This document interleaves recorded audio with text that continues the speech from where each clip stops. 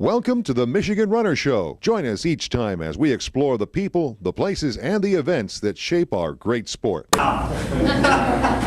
It's good to be back. That was Lynn Reed's favorite saying. You all remember it. All I gotta say is, Guido, all the years he's been here, he has influenced so many people, and I haven't seen him. He said, I thought he saw me 5 or 6 years ago. I said, you saw me 15 years ago at a mountain bike shop when I was buying a bike down in Dearborn. He says, it's been that long? And I said, yep, back in 2000. But it's great to see you again, Lynn and Bernie, Cindy, some of the people, Mark, our new cross-country coach, Eric Green here. I've seen him on road races everywhere. And, some of the other coaches here that I see in some different places. And Kyle, who is working on trying to go to the Olympic trials in the marathon. We have some great things here. But it's great to be back here, and I spent a lot of hours on this campus because I took a lot of technical classes here for General Motors, being an electrician, and so I took a lot of class here, and I ended up getting my 2 technical degrees in electronics and 1 in mechanical technology over a period of 5-6 years. I was over this campus a lot of years, but my most memorable memories of this school were over at Highland. And how I got into running cross country, I ran at Pontiac Central. I was just an average runner. I ran a 5-minute mile.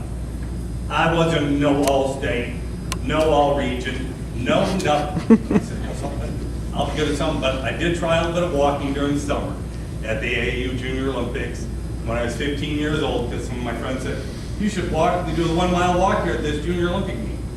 I did it, won it, it was 10, 11 minutes, whatever. There was only 1 or 2 people, but people went to a regional. In 1976, I went to the national championships, and Harvey Glantz was the guest speaker at our national. He had just gotten back from the Olympics from Montreal, and had won a 4x100-meter medal, and talked to us there. Well, as time goes on, and I'll fast forward it to 1999 when I was on the P&M Games in the 50K walk. Harvey Glantz was the head coach. And I'd seen Harvey many other times. We'd been on the Olympic team for him to be the head coach. And I went up to him, you remember coming to Memphis and talking to all those kids back then? Oh, he said, yeah, I remember that. I said, I was one of those kids out there in that audience. But going back into my OCC days, and I worked at the factory right across the street at Pontiac Motor Division. Only I lasted. And it was, I say, hell. I worked at that foundry. I started there when I was 18. And we had to move around 90-mile blocks, worked there 6 to 7 days a week, 8, 10 hours a day. I was black from head to toe. The dirt didn't come off no matter what I did. And if I got a weekend off, I'd finally get cleaned up. Guess what? It's back in the factory Monday morning. And nice and dirty again. Work rules are different. Lost 13 pounds for 2 weeks. You had to work that then. Now work rules are different. But I was still running some stuff, and doing whatever. I graduated from Pontiac Central, and we had great runners there. You talk about the great basketball. We had great runners there, guys who won state championships, this and that. Yeah, we had been state champs, lots of state champions, the whole shot. But I was just average. So I said, one day I'm going to be good. I did 1,000 miles one summer. Still only a 5-minute mile, but I knew it'd be good. But then I'd been working at General Motors for 16 months, got laid up in the summer of 1980. I went over to OCC. I saw Lynn Reed. Lynn, I want to come run for you. And Lynn, I was probably about 20 pounds heavy, something like that. And Lynn goes, okay, that'd be nice, And he told me later on, he said, I didn't think you'd come back. Yeah, but I came back. That summer I went hiking and climbing mountains for 6-7 weeks. Came back in this fall of 1980. Ran on the cross-country team, and then ran the Detroit Free Press Marathon. Nobody thought I'd break 3 hours. I ran 2:44. I said I knew I had my niche there. Met a walking coach a few months later down in Dearborn, Michigan, who had coached Olympians and gold medal winners in Italy. He was a 5,000-meter Olympian for Italy right after the war in 48-52. And he took me aside and said, you are Olympic. You're a decent runner. You're Olympic. I like to run a marathon, ran OCC for another year, ran 235. I was only average running cross country. I did not have speed, but I could go forever. So After I ran my 235, a year later, got into walking and just kept on going there. Tried out for the Olympic team in '84 and didn't make, took 17th at the trials. You know, just kept on plugging away. Then the New York Athletic Club picked me up. And I had the wing foot on, and it's funny, Lori goes, "Oh, you're a Red Wings fan?" I said, "No, that's from the New York Athletic Club. I've been with them for the last 30 years, and I've become Mr. World since that time." But made the Olympic team in '88 was a lot of hard work. And the interesting thing now is I still work with AAU Junior Olympics, work with kids, and I see kids crying and whining, they didn't win this and that at 10, 11, 16, or they got third or whatever, they still got a medal. I tell them, you know something, when I was your age, when I was 16, guess what? I finished 17th mile one. A decade later, I became an Olympian. It was called hard work. And I did read it, and we had our little summary of our seasons.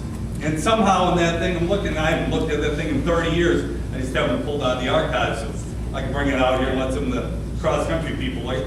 And they had a page dedicated to me. It said, Gary was at every practice. Well, that's what it took to become an Olympian.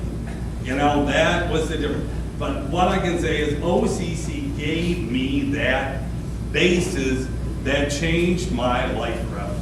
You know, because going over there and having Mr. Reed, guess what? You ain't gonna do it. Well, I love when people can't tell me I can't do so, because I'm gonna work even harder.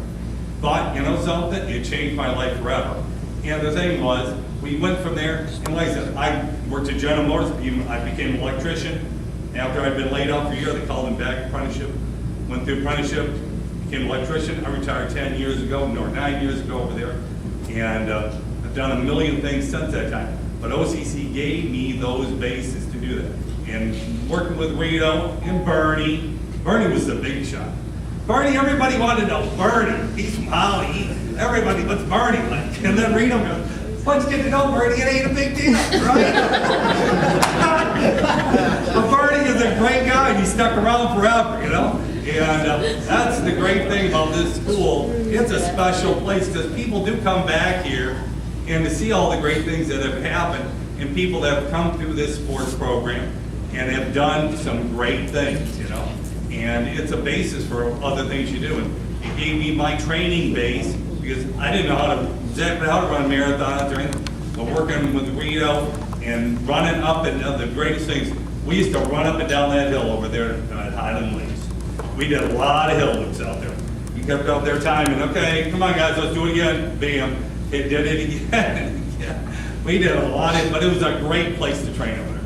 I always loved it. And like I said, I learned a lot of things over here at this school. I took a lot of classes. And like I said, had my 2 associate degrees.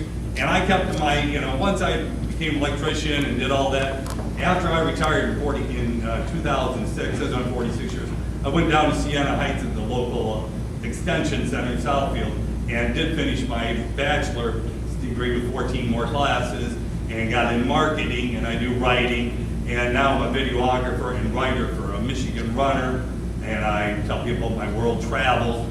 I still run marathons as a pacer and I go to every Olympics. I've been to 9 Olympics. Now I cover them. I was even in Sochi. I've been in a place where all the things happen. I was at Boston when the bombing happened. I was in New York when they canceled the marathon because of the hurricane. I was in Chicago when it was 100 degrees a day and 500 people had to go to the hospital. But you know, I'm out there still running the marathons and doing all that type of stuff. And I got my basis for everything I've ever done is right here at OCC and the great people I've met. And so to show you how much I love the Olympics, I brought the torch from 1996. And what is cool, I carried this down in Dearborn when we had the torch relay come through when Atlanta hosted the games. Every country has a torch relay. And this is the same torch. And most people here are old enough, a fair amount. Remember Muhammad Ali lit the torch with one of these. And I did carry the torch in 2002 when he came through for Salt Lake. And what I will do is hand this around. You people can take it.